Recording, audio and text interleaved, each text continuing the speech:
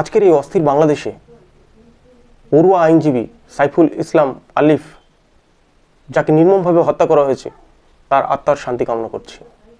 সত্যি খুব বাজে একটা ঘটনা ঘটেছে। এটা কিন্তু অনভিপ্রেত। কোনো অবস্থাতে কিন্তু কেউ এটা চায়নি যে এরকম ধরনের ঘটনা ঘটুক। কিন্তু বাংলাদেশের যা সিচুয়েশন, তাতে কিন্তু এরকম যে ঘটনা ঘটবে আগামী দিনে, এটা কিন্তু বাস্তব।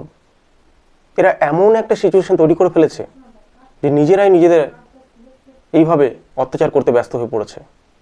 গতকালই আমরা দেখেছি ছাত্ররা ছাত্রদের প্রতি কি নির্মমভাবে তাদেরকে জখম করেছে।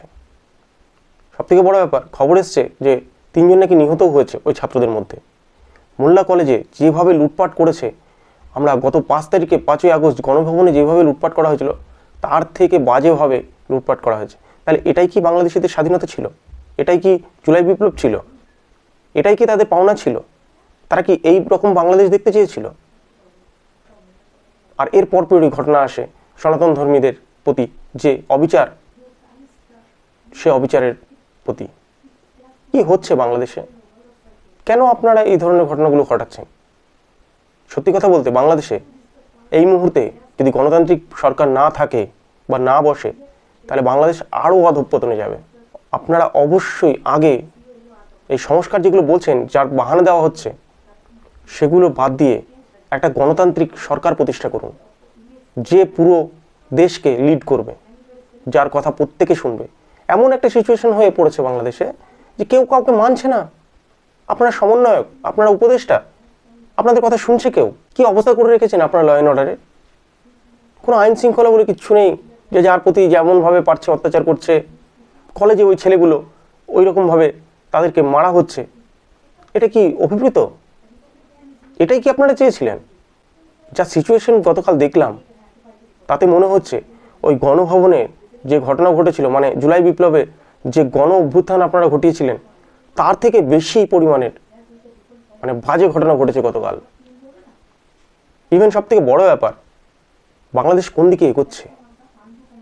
বাংলাদেশে গতকাল কোনো এক ব্যক্তি বাইরের থেকে বলেছিল যে ওই প্রথম আলো এবং ডেইলি স্টার, এরা হচ্ছে ভারতীয় গণমাধ্যম, হিন্দু গণমাধ্যম, এদের বয়কট করতে হবে।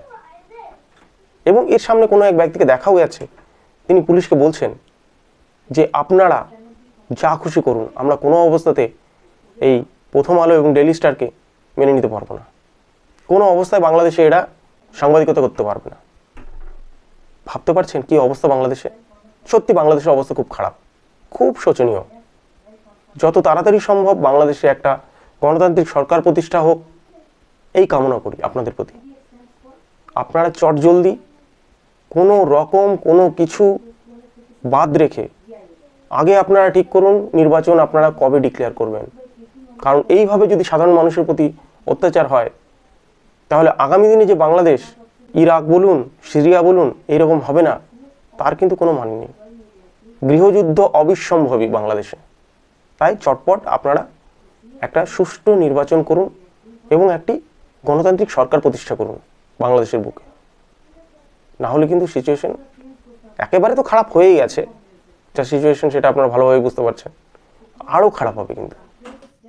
যাক, আপনাদের মতামত আপনারা জানান কমেন্ট বক্সে। ভালো থাকবেন।